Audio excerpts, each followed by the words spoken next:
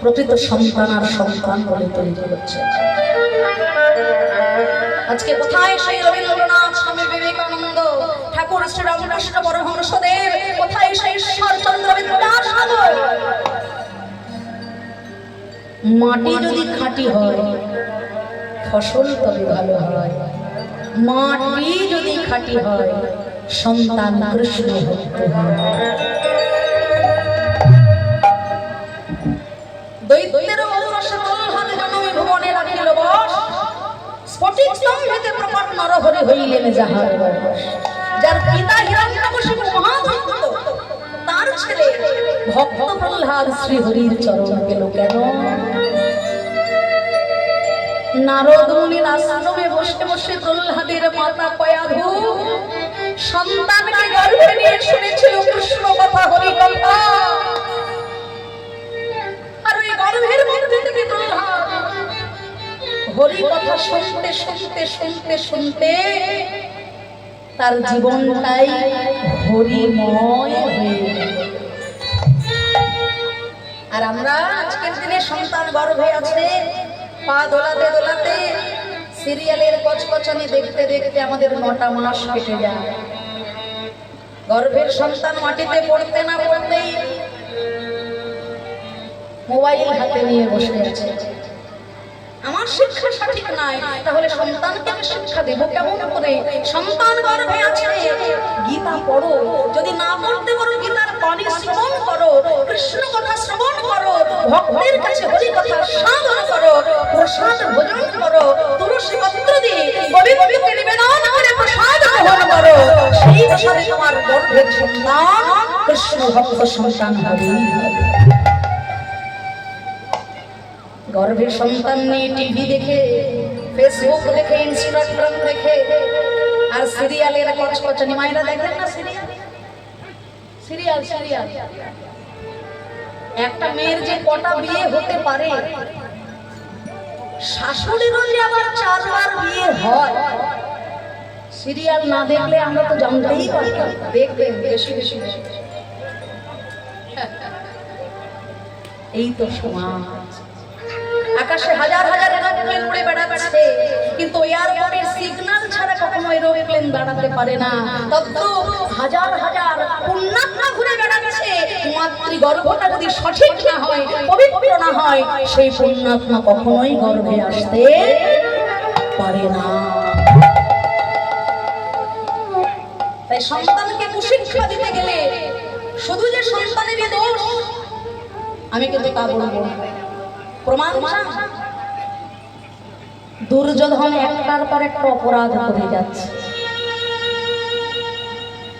দ্রোণাচার্য, কৃপাচার্য, ভীষ্মদেব বারে বারে ধৃতরাষ্ট্রকে সাবধান করছে, তোমার ছেলে অন্যায় করছে, ওকে এখন থেকে লাগাও।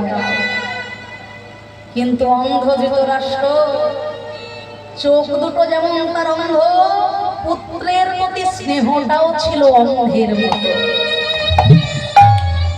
না না, আমার ছেলে ভুল করতে পারে,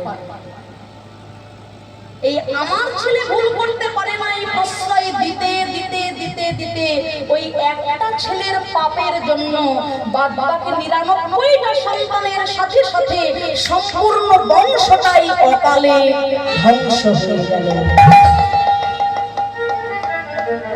এই সন্তানকে অবশ্যই ভালোবাসবেন, সন্তান তো ভালোবাসারই জিনিস, কিন্তু অন্ধ ভালোবাসা কখনো দিতে যাবে না। অন্ধ ভালোবাসা দিতে দিতে সন্তান একদিন শয়তানে পরিণত হয়ে যায়। পৃথিবীতে কে বলেছে ভালো ছেলে নাই? আমি দেখেছি। এখনো পর্যন্ত বৃদ্ধ মাকে মাথায় তুলে নিয়ে গঙ্গার বুকে স্নান করতে নিয়ে যায়, এমন ছেলে দেখা যায়। কিন্তু সব ছেলেগুলোই যদি এরকম হতো বাবা, তাহলে কলকাতার বুকে গিয়ে দেখবেন মন্দির মসজিদের থেকে বেশি বেশি বৃদ্ধাশ্রম তৈরি হয়ে যাচ্ছে। আর সব থেকে আশ্চর্যের কথাটা বলে গেলাম, ওই বৃদ্ধাশ্রমের মাটিতে কোনো গরিব দুঃখী, কোনো রিক্সাওয়ালা, কোনো চাষি ভাইয়ের মা বাবা কিন্তু থাকছে না। বড় বড় অফিসার যারা, যাদের মা যাদের বাবা জীবনের সর্বস্ব সুখ জলাঞ্জলি দিয়েছে ওই ছেলেটাকে ডাক্তার বানাতে, ওই ছেলেটাকে ব্যারিস্টার বানাতে, ভুলে গেছে ছেলেটার বদনে কৃষ্ণ নাম শেখাতে, ভুলে গেছে ছেলেটার কর্ণে কৃষ্ণ নাম শোনাতে। সন্তান যদি প্রকৃত কৃষ্ণ ভক্ত হয়, মা বাবাকে যন্ত্রণা দিয়ে সে কোনোদিন সুখে থাকতে পারবে না। চৈতন্য মহাপ্রভু সন্ন্যাস নেওয়ার পরেও মায়ের কাছে এসেছিলেন, মা তুমি যদি আদেশ না দাও, রইল আমার ডোর কৌপিন, আমি চলে যাব ঘরে তোমার চরণ সেবা।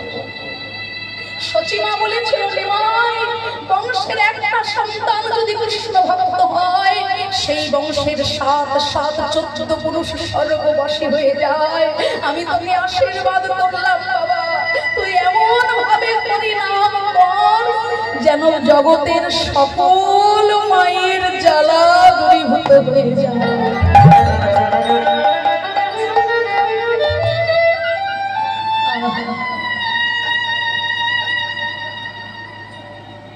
মা হওয়া কি মুখের কথা? কেবল প্রসব করলেই হয় না মাতা, যদি না বোঝে সন্তানের ব্যথা। তাই পৃথিবীতে সব সন্তানই যে খারাপ তা নয়। আজকের দিনে সন্তানকে প্রশ্রয় দিতে দিতে, ভালোবাসা দিতে দিতে অন্ধ ভালোবাসার দ্বারা প্রকৃত সন্তান আর তৈরি হচ্ছে না। তাই আমরা ছেলেকে অবশ্যই শিক্ষা দেব, ছেলেকে অবশ্যই শিক্ষার আলো দেখাবো। তারপরে প্রকৃত যে শিক্ষা, আমাদের সনাতন শাস্ত্রের শিক্ষা। আজকের দিনে কটা ছেলে ঠাকুমার কোলে শুয়ে রামায়ণ কথা শোনে বলে? ফেসবুক, হোয়াটসঅ্যাপ, ইনস্টাগ্রাম, ইউটিউব, সারাদিন আমরা তাই নিয়ে ব্যস্ত। গুরুজনদের সঙ্গে কথা বলতে বলতে হাতে মোবাইল, সম্মান নাই গুরুজনের। গুরুজন দাঁড়িয়ে আছে, বসে আছে, তো কি হয়েছে, আমি ঠিক আমার কাজ চালিয়ে যাচ্ছি। আগেকার দিনে আমরা ঠাকুমার কোলে শুয়ে শুয়ে এই রামায়ণ মহাভারতের শিক্ষাগুলো পেতাম। ভাই ভাইয়ের সঙ্গে মারামারি, খুনোখুনি, কাটাকাটি করে রাম কথা শুনে কোনো কাজ হবে না বাবা। ভক্তি স্নেহ কাকে বলে? আগে রাম কথা শোনো, তাহলে আগামীকাল রাত পোহালেই যে রাজা হয়ে সিংহাসনে বসবে, সে চলে গেল 14 বছরের জন্য বনবাস। ঘটনাটা শুনুন একটু মন দিয়ে। আর যাকে রাজা করার জন্য এত বড় কাণ্ড হয়ে গেল, সেই ভরত কিন্তু ছিল মামা বাড়ি। ভরত এসে দেখলো এই বৃত্তান্ত, মায়ের কাছে গিয়ে ভরত বলছে, মা আজকে যে কাণ্ড তুমি ঘটালে, তুমি আমার মা, আমি তোমাকে কিছু বলতে পারলাম না, কিন্তু ইতিহাস কখনো তোমায় ক্ষমা করবে না।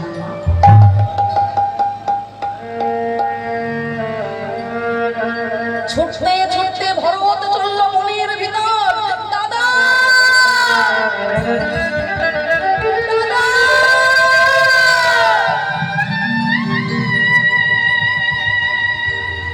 দাদা দাদা, তুমি বাড়ি চলো দাদা, তোমা বিহনে রাজ বাড়িটা যেন ভূতের বাড়ি হয়ে গেছে। দাদা তুমি বাড়ি চলো।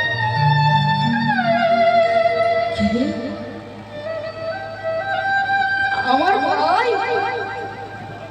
আমার ভাই বলো এসেছিস? আচ্ছা ভাই, তুই কেমন ভাই রে? ওরে দাদা যদি সংসার ছেড়ে চলে যায়, ভাইয়ের তো আরো আনন্দ হবার কথা। দাদা চলে গেছে, সব সম্পত্তিটুকু আমি একাই ভোগ দখল করে নেব, তাই না? আজকের দিনে যদি কারোর 4 তলা বিল্ডিং থাকে, 2 ভাইয়ের মধ্যে এক ভাই যদি সন্ন্যাস নিয়ে চলে যায়, যে ভাই সংসারী তার মনে আনন্দ হবে কি? দাদা চলে গেছে সংসার ছেড়ে সন্ন্যাসী হয়ে, সম্পূর্ণ বাড়িটাই আজকে আমার ভোগ দখলে চলে যাবে। দাদা যদি সংসার ছাড়ে, ভাইয়ের মনে তো আনন্দ হবার কথা। তুই কেমন ভাই রে বলো?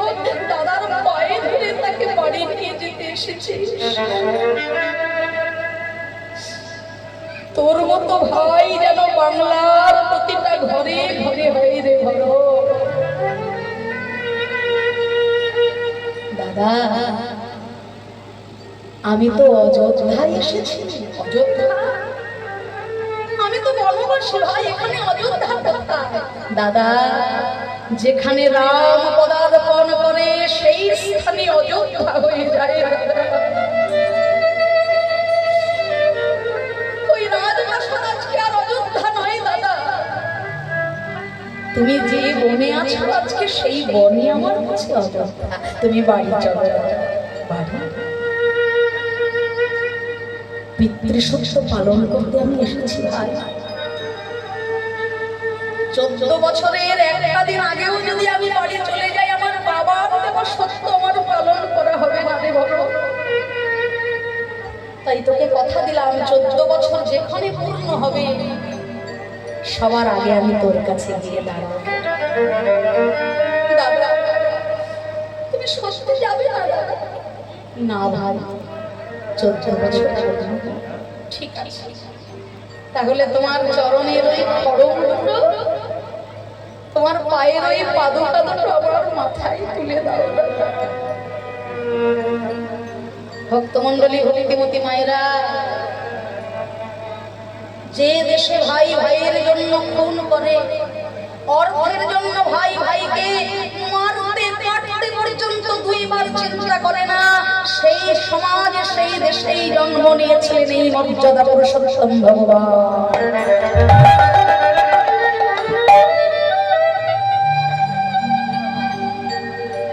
একটু ভেবে দেখুন ভাতৃ স্নেহ কাকে বলে। 14টা বছর ধরে রাজ সিংহাসনে দাদার খড়ম দুটোকে রেখে দিল ভরত। আর দাদার রাজত্বে যেন কোনো বিশৃঙ্খলা না দেখা দেয়, তাই দাদার সিংহাসনের নিচে মাটিতে কুশের আসন পেতে ভরত রাজত্ব চালিয়েছিল 14টা বছর। রামচন্দ্র যখন ফিরে এলেন অযোধ্যায়, প্রজাবলীর শান্তি কামনায় করলেন অশ্বমেধ যজ্ঞ। এই হে কৃষ্ণ জনার্দন, তোমার কাছে নিবেদন, কুরুক্ষেত্রে যুদ্ধ হলো, ওদিকে ব্রজবাসীদের এত চোখের জল, তাই তোমায় যজ্ঞ করতে হবে। শোনো হে শ্যাম বনমণি, এবে যজ্ঞ করতে হবে। যজ্ঞ করবো এত আনন্দের কথা। তবে গোবিন্দ আমার প্রভাসের তীরে যজ্ঞ করবেন, আর সেই যজ্ঞের জন্য সকলের কাছে নিমন্ত্রণ দিচ্ছেন।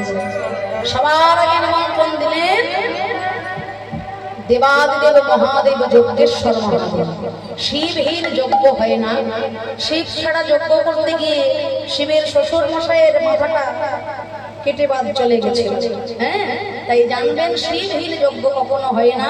তাই আগেই লিখবেন শিব ঠাকুরের নামে চিঠি, আর সবার নামে চিঠি লিখে সেই চিঠি গোবিন্দ আমার নারদ মুনির হাতে তুলে দিচ্ছে। আর সেই চিঠিতে আনন্দ হবে না। আহা নিমন্ত্রণ পাতা পাইয়া নারদ চলিল, নারদ চলিল।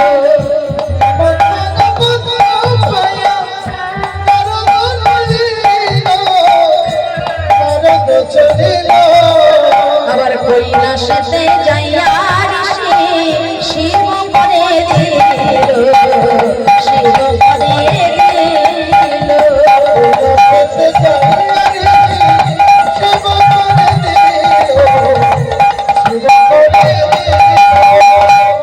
দেব দেবী গন্ধর্ব কিন্নর সবার নামে চিঠি লিখলেন।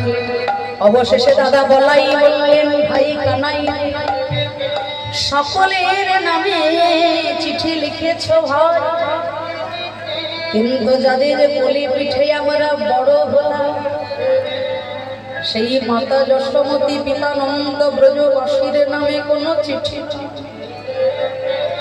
গোবিন্দ আমার কেঁদে বলে, দাদা গো, দেব দেবী গন্ধর্ব কিন্নর সবার নামে আমি চিঠি লেখার যোগ্যতায় অর্জন করেছি, কিন্তু মায়ের কাছে বাবার কাছে ক্ষমা চাওয়ার মতো আমি যে ভাষা খুঁজে পেলাম না দাদা,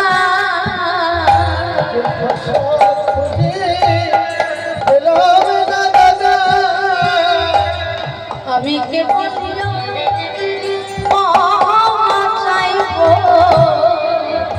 আমি ভাষা খুঁজে পেলাম না দাদা,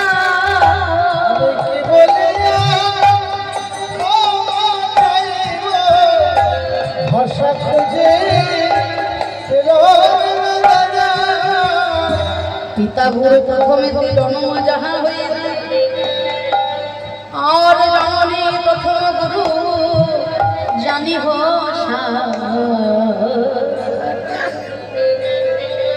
এখন কত বড় কথা বললেন এখানে ভগবান। জীবনের প্রথম গুরু হলেন মা বাবা।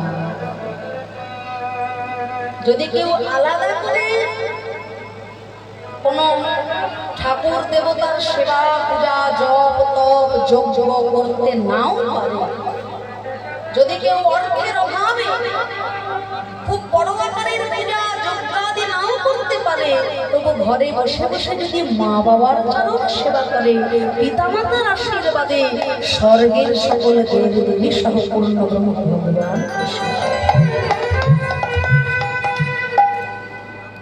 ঘরের জীবন্ত ভগবান আজকে কাঁদছে ঘরে ঘরে। বাবা ছেলেবেলায় মা কাঁদে ছেলে ভাত খায় না বলে, আর বৃদ্ধকালে মা কাঁদে ছেলে ভাত দেয়।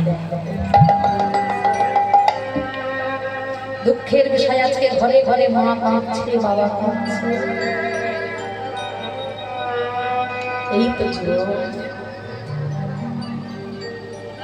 একজন বৃদ্ধ মা, সবে তার স্বামী মারা গেছে, তার ছেলের বিয়ে হয়েছে, আগের মতো আর মাকে কি ভালোবাসে?